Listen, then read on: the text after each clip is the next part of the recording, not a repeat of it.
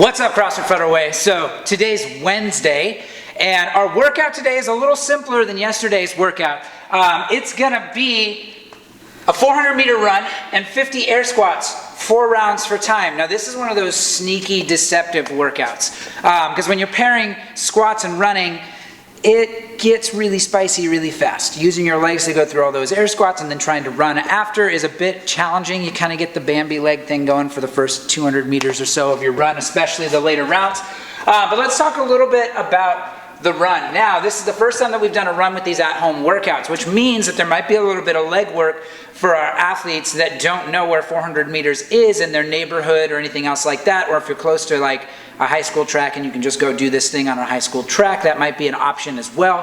But with that, I want you guys to think about, Google has a function where you can go on and you can look up your neighborhood and place pins, and actually it'll count meters and distance.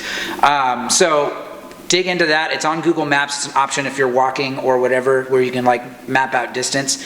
I've done it before when I've been at home doing anything where it's like a weighted carry or something else like that. So figure out roughly what your 400-meter mark is. It doesn't have to be perfect, guys, but the goal is to just get out there and move and actually get outside, because a lot of us, if we're stuck at home and we've been staying inside the entire time, we start to go a little stir crazy. So getting outside, getting some fresh air, even if it's only for a 400-meter run around your neighborhood, is gonna be awesome. So use Google, figure out what that distance is, get something approximately 400 meters and use that marker. And then for the air squats. Now, air squats are something we do all the time, so let's talk a little bit about the points of performance. When I'm air squatting, feet are going to be shoulder width apart, toes a little bit out. If I have a hard time keeping my chest up, you can think about keeping your arms up to keep that chest nice and tall. My hips are going to go back and down, and I'm going to squat all the way down until my hip crease gets below the top of my knee. Now, when I'm down here, I'm actively driving my knees out to keep my glutes on. We don't want to see that cave in of those knees when you start to come up. So knees out and stand all the way back up to full extension. I like to think about when I'm hitting full extension to make sure when I'm going fast, especially with something where it's a big set and I want to try to get through it, we have a tendency to want to short our extension on our squats and feel like we're doing the thing, but we're not really doing the thing. So think about squeezing your butt at the top of the extension of that air squat. If I can turn my glutes on, that means my hips are open.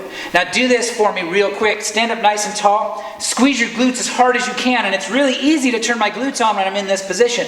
Now if I were to hinge over just a little bit and then try to turn my glutes on, it doesn't really work. So when you're thinking about that ability to turn your glutes on at the top for those air squats every single rep, so we know we're getting full extension. But again, hips back, knees out, stand all the way up at the top. Pretty simple standards today. And again, it's 4 rounds for time. So when you finish this, post your time on the website or anywhere on the Facebook page or anything else like that in the box talk. And yeah, let's get after it. It's going to be a good one.